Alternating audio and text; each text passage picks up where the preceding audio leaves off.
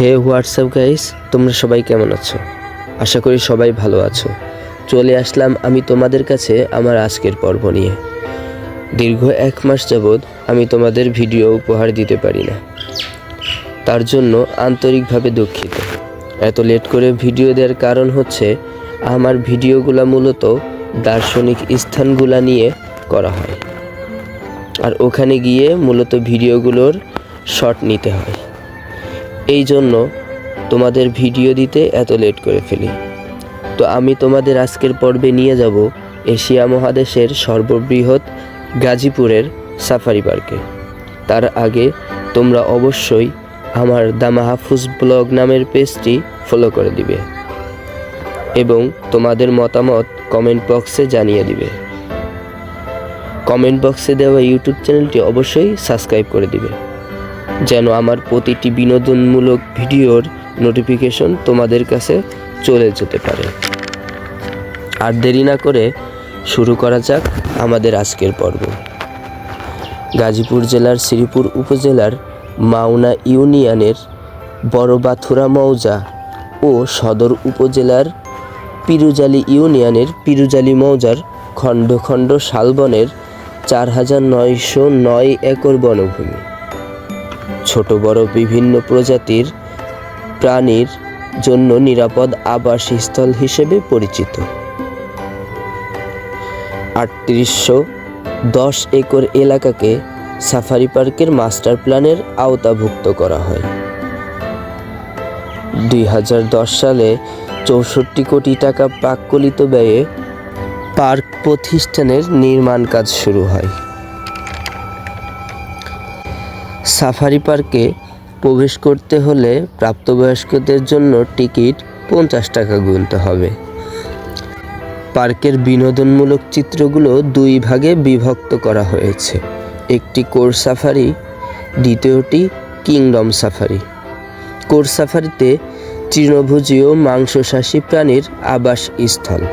এখানে প্রবেশ করতে হলে প্রাপ্তবয়স্কদের জন্য টিকিট 150 টাকা গুনতে হবে।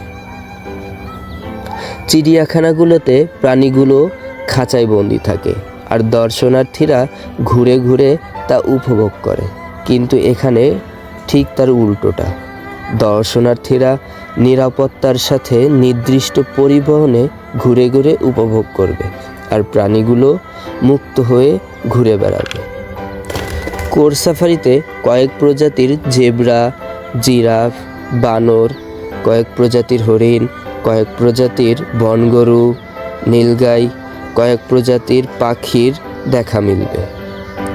এছাড়াও দেখা মিলবে কালো ভাল্লুক, সিংহ, রয়্যাল বেঙ্গল টাইগারের। কোর সাফারি শেষে দেখা মিলবে কিংডম সাফারি। এখানে প্রবেশ করতে হলে প্রাপ্তবয়স্কদের জন্য টিকিট 100 টাকা গুনতে হবে। এখানে কয়েক প্রজাতির বিদেশি বন্য পাখি, সামুদ্রিক মাছ, প্রায় 100 প্রজাতির ময়ূর, লেমুর, কুমির, ঘড়িয়াল, উট পাখি, শকুন ও সাপের দেখা মিলবে। এখানেও পাখিগুলো মুক্ত অবস্থায় আছে আর দর্শনার্থীরা ঘুরে ঘুরে তা উপভোগ করবে। এমনকি ভিডিও করার সময় একটা পাখি তার ধারালো ঠোঁট দিয়ে আমাদের ক্যামেরার ঠোকরানো শুরু করছে। ওখানে আসলে অনেক মজা করেছি। সাফারি পার্কটি দক্ষিণ এশীয় মডেল, বিশেষ করে থাইল্যান্ডের সাফারি ওয়ার্ল্ডের সাথে সামঞ্জস্য রেখে স্থাপন করা হয়েছে। এছাড়াও ইন্দোনেশিয়ার বালি সাফারি পার্কের কতিপয় ধারণা সন্নিবেশিত করা হয়েছে।